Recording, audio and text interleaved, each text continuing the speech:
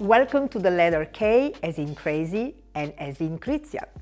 The trailblazer who played a central role in shaping Milan ready-to-wear was, without a doubt, Mariuccia Mandelli, who established her brand back in 1954 and called it Krizia after a Plato's dialogue based on feminine vanity. Mariuccia's official debut took place at the Samia, the International Clothing Market Fair in Turin, back in 1957. 7 years later, she shows her collection for the first time at the Florence's Pitti Palace. Her black and white outfits were an instant success, and she was awarded that very year with the Fashion Critics Prize. Not only she soon became a fashion visionary, her style blended a cornucopia of artistic references and an impeccable structured design. But she also was a pioneer in hiring young talents who later became famous, such as, for instance, Karl Lagerfeld, who designed her ready-to-wear until 1970, and Walter Albini, who was in charge of the knitwear. Mariuccia, pictured here with her beloved husband and Krizia's chairman Aldo Pinto, had been successful in the US from the 60s.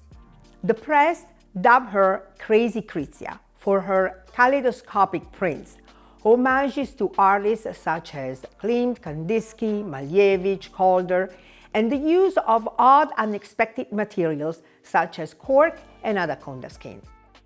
The year 1971 left an important mark in the brand's history. It was indeed in 1971 when Mariuccia, along with Walter Albini and the Missonis, convinced a group of designers, which included Jean-Baptiste Chaumont and Ken Scott, to abandon the Florentine catwalks for Milan, which eventually became the Pret-a-Porter capital. Also in 1971, when maxi lengths were very much in vogue, Krizia launched the short pants, soon renamed hot pants by WWD, which became the must-have in every woman's wardrobe. Now, let's briefly recap some of the most famous Krizia hallmarks from the 70s on. First of all, the sweaters and the scarf embellished with an irresistible whimsical menagerie. And along came wild panthers, tiger, leopards, and evilly lovely domestic cats. In the 80s, the rich Asian clothing culture, from Gengis Khan outfit to the traditional samurai armors, informed Mariuccia's design, and not to mention the shiny metallic fabrics and the uber-popular accordion pleats.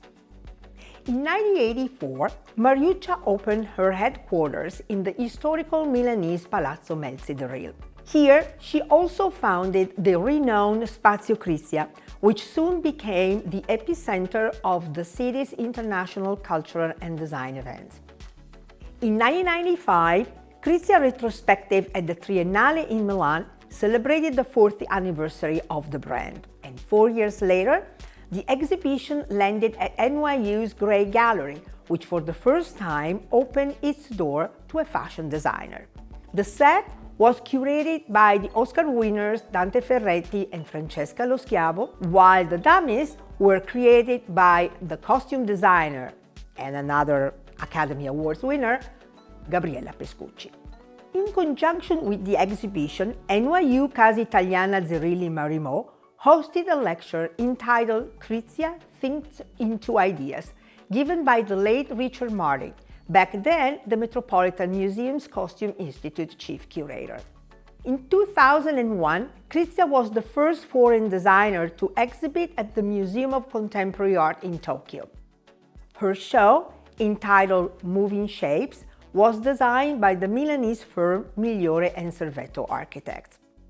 Krizia died in 2015. A year before, the label was purchased by Zhu Chongyun, a Chinese fashion entrepreneur.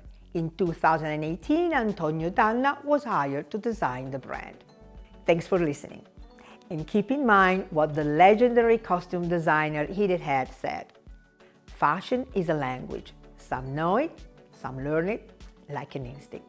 Goodbye.